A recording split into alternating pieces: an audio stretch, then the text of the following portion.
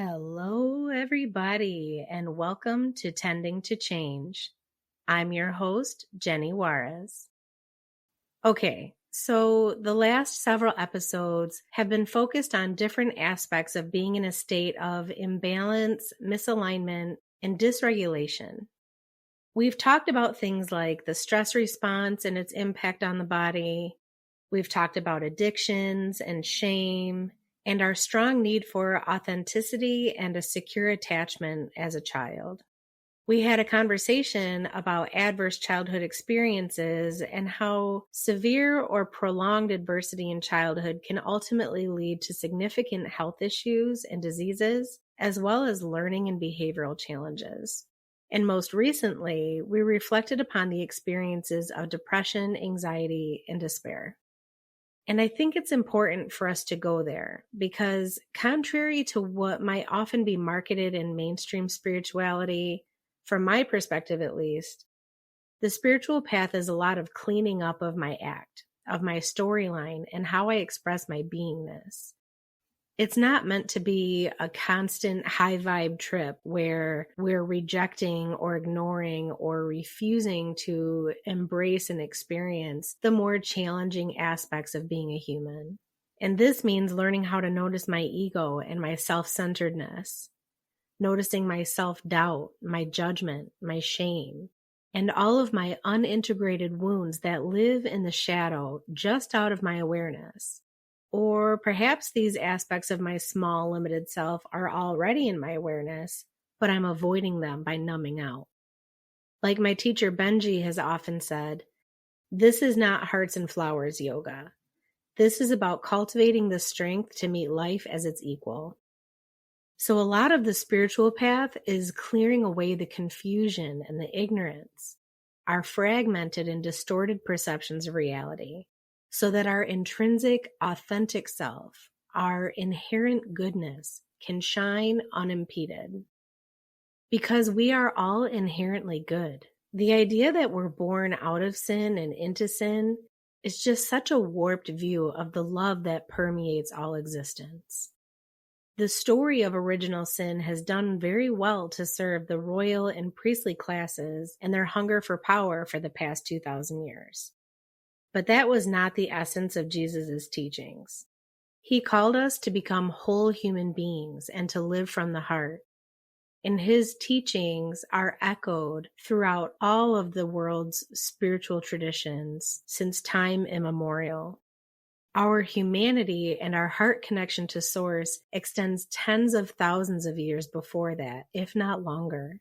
Carved and painted images of the primordial mother goddess, creator of all life, date back to the Upper Paleolithic era, with figures such as the Venus of Willendorf estimated to have been carved at least 30,000 years ago. And this more ancient view regards our essence as fractals of the divine, and it regards our bodies as exquisite, complex manifestations of consciousness. So the perspective that I view the world and my life and my sadhana or my spiritual path stems from a foundation of our basic intrinsic goodness as souls. We as egos, our small selves, are inherently flawed, perfectly imperfect. But the essence of us, our true nature or our big S self, is pure, untainted, and a part of an interconnecting, interdependent web of divine love. And so a lot of the practice, a lot of the daily path is just the grind of living. It's about learning how to live in a whole, balanced, integrated, kind, loving, conscious way. So all the little mindfulness practices that we've been doing are like repetitions of an exercise to strengthen our capacity for presence. It's as if we're building a muscle of non-judgmental, present moment awareness. Because it's within that steady, compassionate awareness that we're able to see, hear, and live from our hearts. But there are rhythms and cycles to that, just as we see reflected to us in nature. We ebb and flow, we expand and contract, and we return again and again to the same life lessons until we fully learn and integrate what these experiences are trying to teach us. And these cycles are what I want to talk about today. You see, we're so conditioned to view things in a linear way, meaning a starting point and an ending point on a straight line. It's how we view our lives within time, with birth and death as the beginning and end. And as I mentioned earlier, we also tend to imagine that history begins a little over 2,000 years ago at year zero, when in reality, our planet has been evolving over billions of years, with versions of human beings having been around for hundreds of thousands of years. So I'd like to take a moment to consider some of these rhythmic cycles of which we and our planet are a part. I think it helps us to kind of expand our perspective from some of the grandest cycles to the most microscopic. So starting from a larger perspective, we'll consider the precession of the equinoxes. This is a 25,920 Earth year cycle that marks the gradual change in the orientation of Earth's rotational axis caused by gravity. This wobble, or axial precession, causes Earth's axis to trace a cone in the night sky. It moves in a counterclockwise direction about 1 degree every 72 Earth years. Our moon orbits Earth every 28 days, which incidentally is where the word month or moonth comes from. This is also aligned with a woman's menstrual cycle, which generally occurs every 28 days. The moon also spins on its axis once during each orbit, which is why we always only see one side of it. The Earth spins on its axis once every 24 hours, creating our day, and it orbits the sun once every 365.25 days, which creates our year. This 0.25 is also why we add a leap day every 4 years to make up the difference. The Earth's relationship to the sun is also how we get our different seasons. The summer and winter solstices are the extreme points as Earth's axis tilts toward or away from the sun, when the days and nights are longest or shortest, and they generally fall on June and December 21st. The equinoxes are midpoints between the solstices, when the sun appears to rise directly above the equator, causing day and night to be of equal length in all parts of the world. Equinox actually translates to equal night, and these days fall roughly on March and September 23rd. Then there are 4 cross-quarter days that roughly mark the midpoints between the solstices and the equinoxes. Midwinter falls around February 2nd, with mid-spring on May 1st, midsummer on August 1st, and mid-fall on October 31st or November 1st. These 8 days mark the transitions between seasons, and they've been honored and celebrated throughout human history. They've guided human understanding of the passing of time and when to plant seeds and when to harvest, because they naturally align with the growing seasons of animals and plants. Our bodies follow their own cyclical rhythms as well. If we're lucky to live long enough, we'll all experience infancy, adolescence and puberty, early adulthood, midlife, menopause or andropause, old age, and death. Each season of life holds similarities to the seasonal shifts from spring to winter, but we can view these cycles even more closely within our daily routines. And so I'd like to introduce the Sanskrit word Dinacharya. It can be translated as daily routine or daily cycle, and it comes from Ayurveda, which is a sister science to yoga that has been practiced in India and other countries for over 5,000 years. Ayurveda is also a Sanskrit word, with Ayur meaning life and Veda meaning science or knowledge. It's the science of life which focuses on the subtle energies in all things. Ayurveda's focus is on the optimal health of each person based on their unique constitution, which is comprised of the relationship of 3 fundamental and vital energies or doshas, Kapha, Pitta, and Vata. And there are specific daily rituals recommended for everyone in addition to particular practices based upon an individual's primary dosha age, and time of year.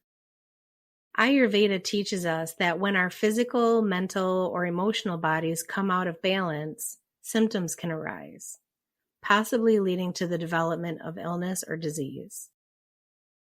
When we're out of alignment, the aim of Ayurveda is to identify the root cause and attend to it to support us in coming back into harmony.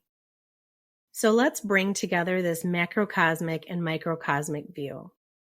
As I'm recording this, it's late August, and in the Northern Hemisphere, we're slowly coming out of that big burst of summer energy when we play outside, gather with friends, and spend a lot of our time in activity. School is back in session in most areas, and we're approaching the fall equinox. The sun is setting earlier and earlier every evening and rising later with each passing morning. You don't have to be particularly sensitive to acknowledge the shift that's happening within nature and our lives. So as we approach this transitional day of the fall equinox in the Northern Hemisphere, when days and nights are of equal length, this liminal space before we begin to experience longer nights and shorter days, it's an excellent time to review our daily routines with the intention of bringing ourselves back into balance. Dinacharya helps us realign to our circadian rhythm or our biological time, because again, disconnection from our natural rhythms can lead to health imbalances of mind and body, which, if left unattended, may manifest as illness and disease.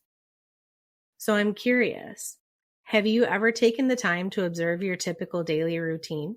Because this contemplation is a wonderful place to start.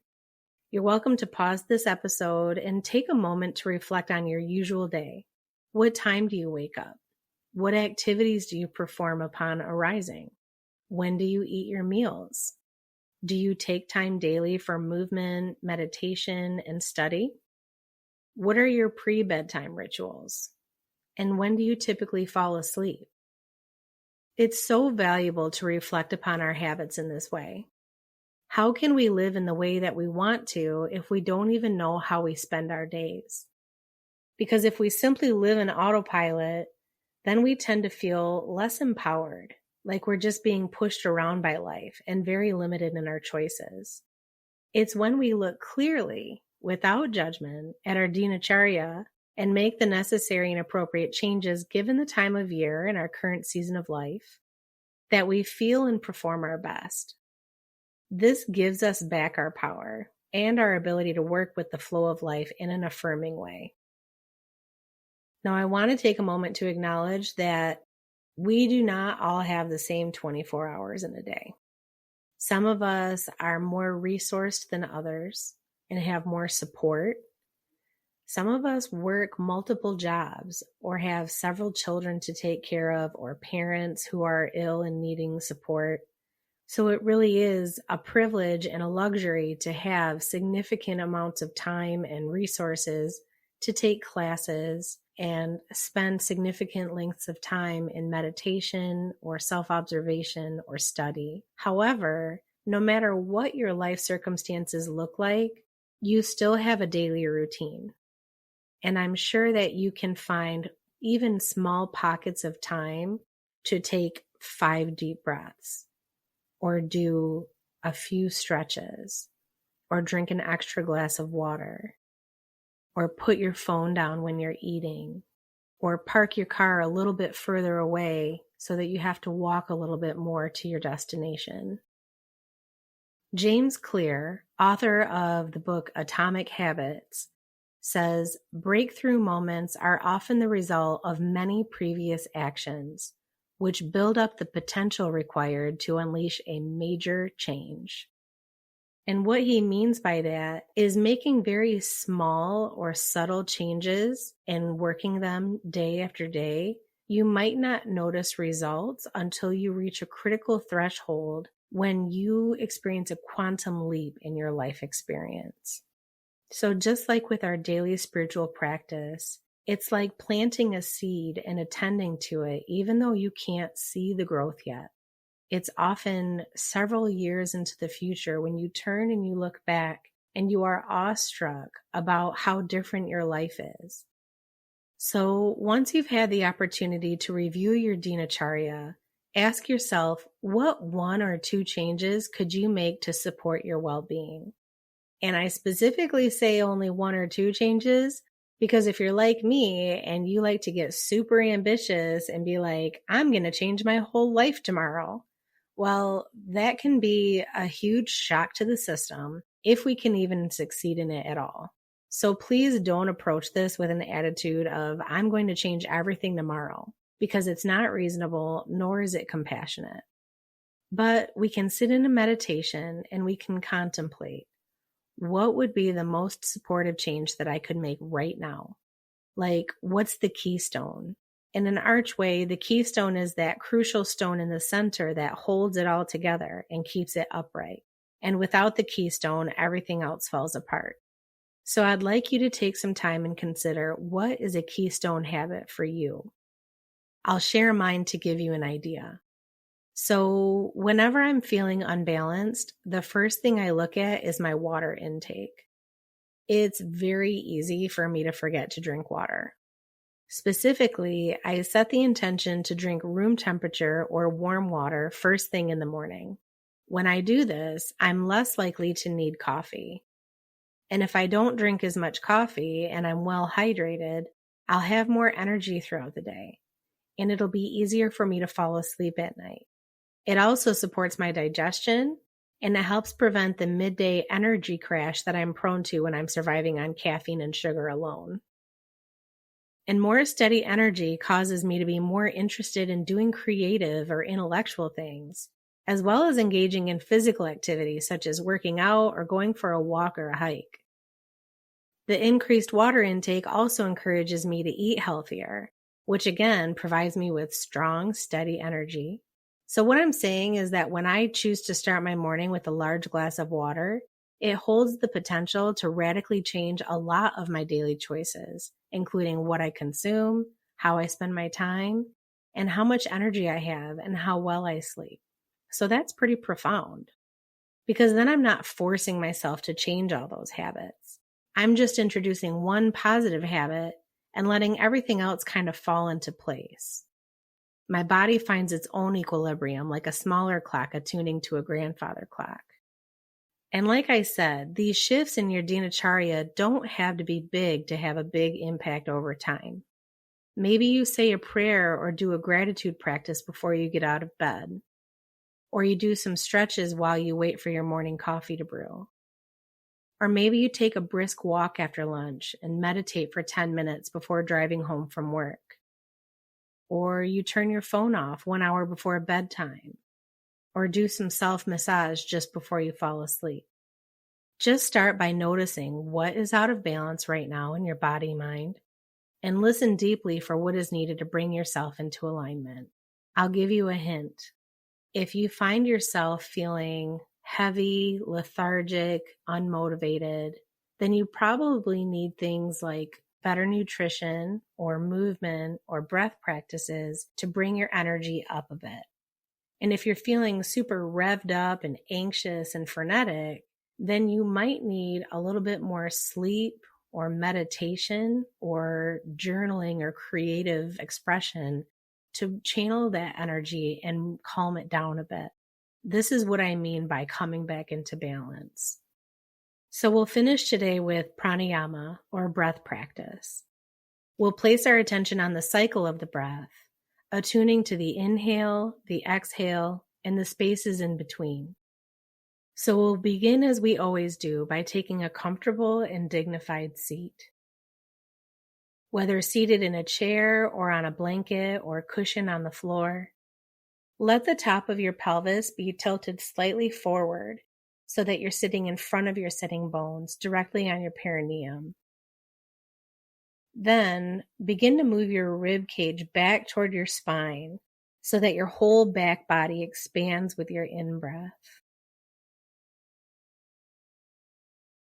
Toning your belly from your pubic bone up to your chest lengthens and elongates the spine, bringing your pelvis more into balance so that your torso is stacked on top of your hips in a comfortable alignment. Lowering your chin slightly, Then drawing the sides of the throat back toward your spine lets the back of your neck lengthen. Now, feeling your spine root down through the sitting bones and up through the crown of the head. Resting your palms on the tops of your thighs, perhaps bringing the tips of your pointer fingers and thumbs together to create a circle known as chin mudra, and gently closing the eyes or lowering the gaze toward the space in front of you. Welcoming the breath as you'd welcome a dear friend. Gently breathing in and out the nose, one breath after another.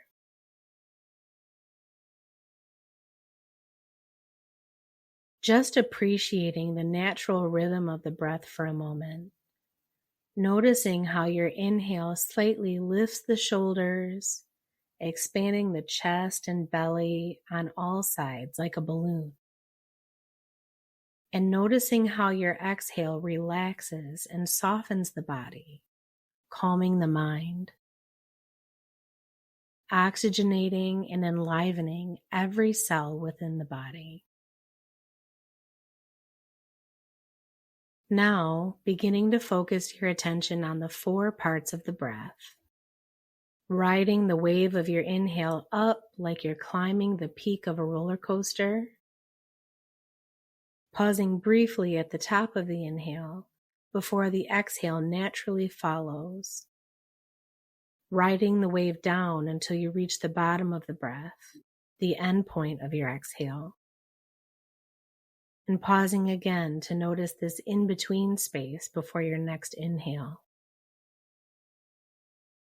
Riding this cycle of the breath where you rise with your inhale, pause at the space at the top of the breath before riding the exhale down, pausing at the space at the bottom of the breath. Letting your breath find its own comfortable rhythm and pace, one breath after another.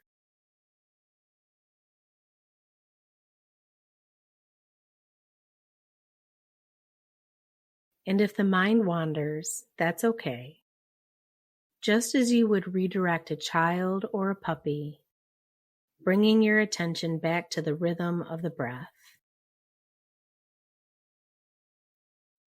We'll continue flowing with this cycle of the breath for 3 more rounds before returning to the natural breath.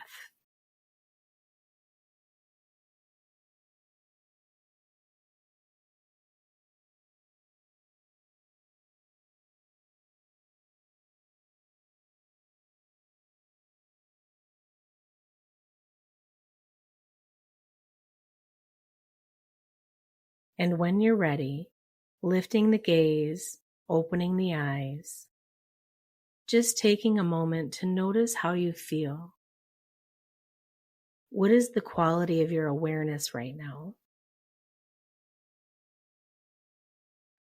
Perhaps this is a practice that you'd like to incorporate into your Dinacharya, your daily routine. Thank you so much for joining me today. There is so much going on in the world right now, and so many storylines competing for our precious attention. So it means a lot to me that you're choosing to spend some of your time with me. My prayer is that you're receiving some benefit from these talks. And may those benefits ripple out into the people and the world around you. Until we meet again, take care and have a wonderful rest of your day.